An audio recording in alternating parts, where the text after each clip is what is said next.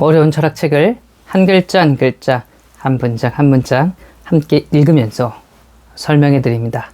안녕하세요. 철학책을 강독해 준 남자 철강남입니다. 지난 시간에 드디어 세계의 세계성 개념이 나왔죠. 적재성과 유의미성을 통해서 드러나는 세계의 세계성. 그러나 간접적으로만 알았을 뿐인데요. 과연 우리에게 어떤 연구가 더 필요한지 함께 읽으면서 알아가 보도록 하지요.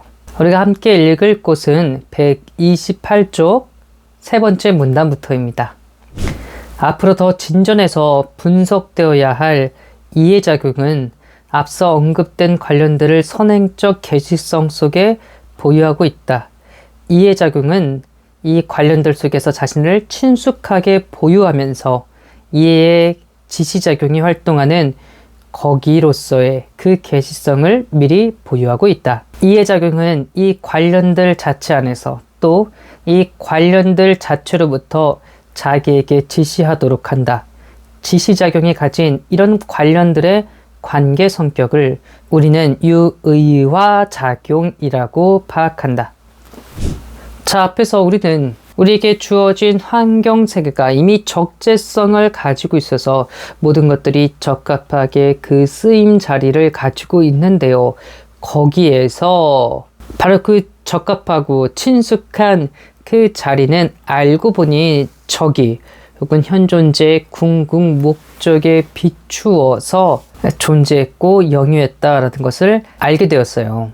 바로 그와 같은 자기 지시 작용을 하이데거는 이해 작용이라고 말을 하고 있네요. 우리는 왜 먹어야 되는지, 왜 입어야 되는지, 왜 생활해야 되는지, 왜 거주해야 되는지 다 알고 있습니다. 그것이 명확하지 않은 것 뿐이죠. 저 존재나 세계에 대한 이해처럼요. 바로 현 존재 자신의 막연한 이해처럼요. 아무리 막연하다고 하더라도 우리는 그 무엇인가, 왜 지금 내가 생활을 영위하고 만나고 있는지 그것에 대한 이해를, 계시성을 미리 보유하고 있다, 가지고 있다라고 하이데거가 말하고 있어요.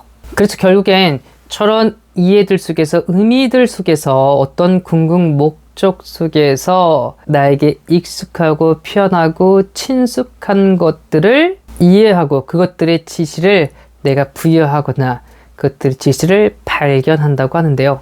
그걸 하이데거는 유의화 작용이라고 말을 해요. 이건 소강희 씨가 번역을 한 거고요. 저는 발음하기도 어렵고 명확한 어떤 이해가 드러나지 않는 것 같아서 유의화라고 하기보단 유의미화라고 보통 말을 많이 해요. 그러고 보니 여러분들이 강의를 들으실 때 제가 유의미화라고 하더라도 유의화구나 이렇게 들으시면 될 것 같아요. 이런 관련들과의 친숙성 속에서 현 존재는 자기의 존재 및 존재 가능을 자기의 세계 내 존재를 고려해서 근원적으로 이해하도록 자기 자신에게 유의미화한다. 현 존재의 궁극 목적은 하기 위한을 유의미화, 즉 의미 있게 하고 하기 위한은 거기에는 적재토록 하는 어디에를, 또 이 어디에는 적재성의 무엇을 가지고를 유의미화한다. 이 관련들은 근원적인 전체성으로서 상호 연결되어 있으며 관련들인 소위는 이 유의미화 작용으로서이니 이 유의미화 작용 속에서 현 존재는 자기의 세계 내 존재를 자기 자신에게 선행적으로 이해하도록 한다. 이 유의미화 작용의 관계 전체를 우리는 유의미성이라고 부른다. 네, 정말 비슷한 말들을 마구마구 하이데거가 이야기한 것 같은데요. 실제로 내용 그렇게 어렵지 않습니다.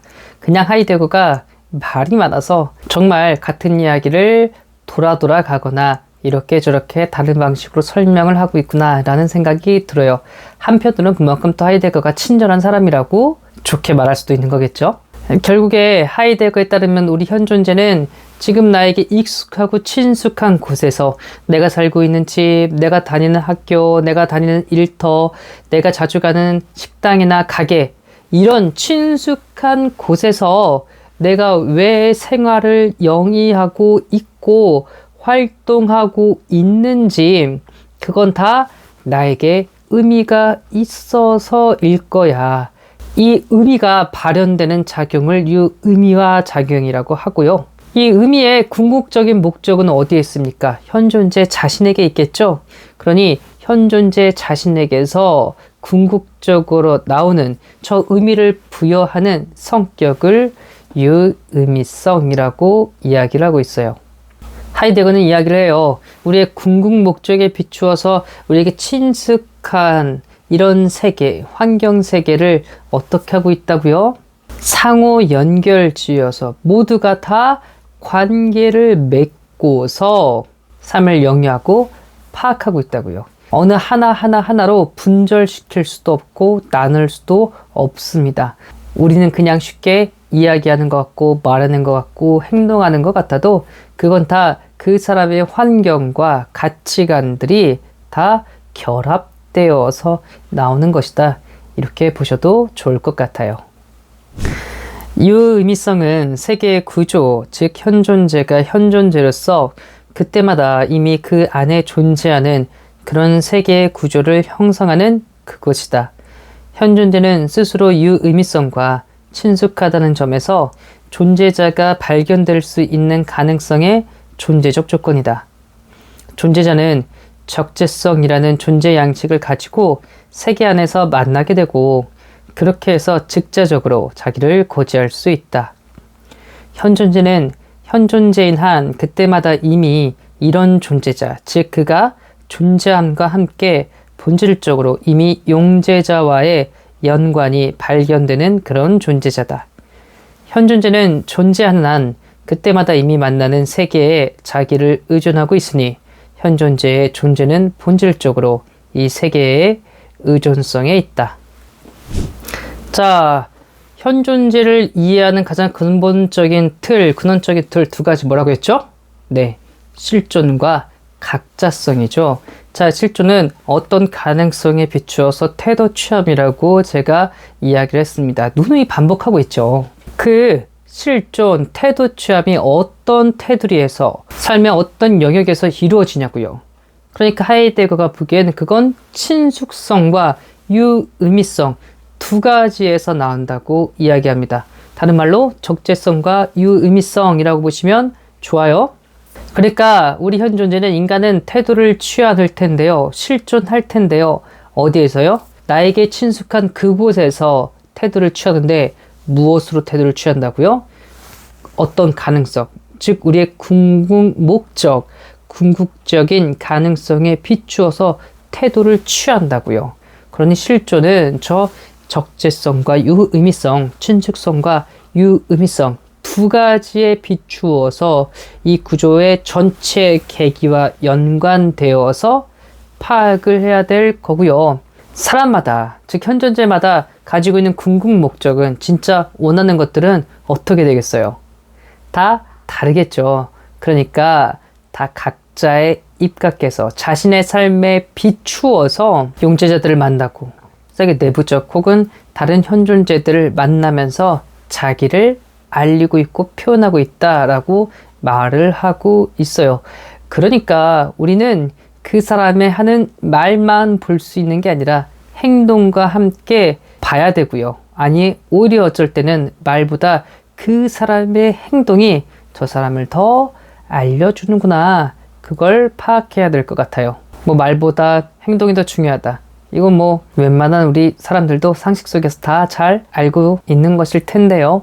이렇게 생각해보면 철학에 대해서 거창하다, 대단하다, 너무 우리가 기죽을 필요도 없을 것 같네요. 그러므로 현존재는 자기에게 친숙한 이 환경세계에 의존할 수밖에 없다라고 하이데거는 이야기합니다. 우리는 세계 내 존재인 이상, 인간인 이상 이런 환경세계에 본질적으로 의존할 수밖에 없어요. 한편 현존재가 그때마다 이미 친숙해 있는 그 유의미성 자체는 자신 안에 이해하는 현존재가 해석하는 현존재로서 의미라든가 하는 것을 계시할 수 있기 위한 가능성의 존재론적 조건을 간직하고 있으며, 이 의미는 다시 의미대로 낱말과 언어의 가능적 존재를 기초 지우고 있다. 하이데거에게는 의미성이 중요합니다. 왜 그럴까요? 저 의미성에 비추어서 우리는 자신의 세계를 다 파악할 수 있고요. 설명할 수 있고요. 저 의미를 통해서 하다못해 인간의 말과 언어까지도, 어떤 해석까지도 나오게 된다라고 이야기하고 있기 때문이죠. 게시된 유의미성은 현존재, 즉 그의 세계의 존재의 실존론적 틀로서 적재 전체성에 발견될 수 있는 가능성의 존재적 조건이다.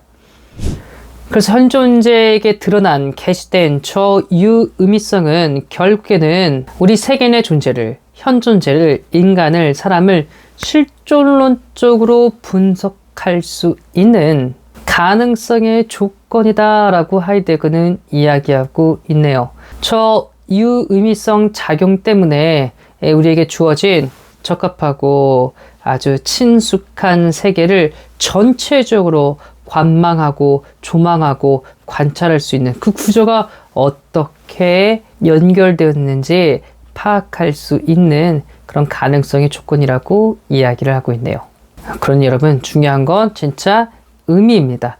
여러분들에게 의미 있는 게 무엇인지 그것들을 좀 생각하고 파악하면서 삶을 영위하면 하루하루가 보람되고 가치가 있지 않을까 생각이 드네요. 오늘 또 어려운 책 이렇게 저와 함께 읽느라고 너무나 수고하고 애쓰셨습니다. 감사합니다.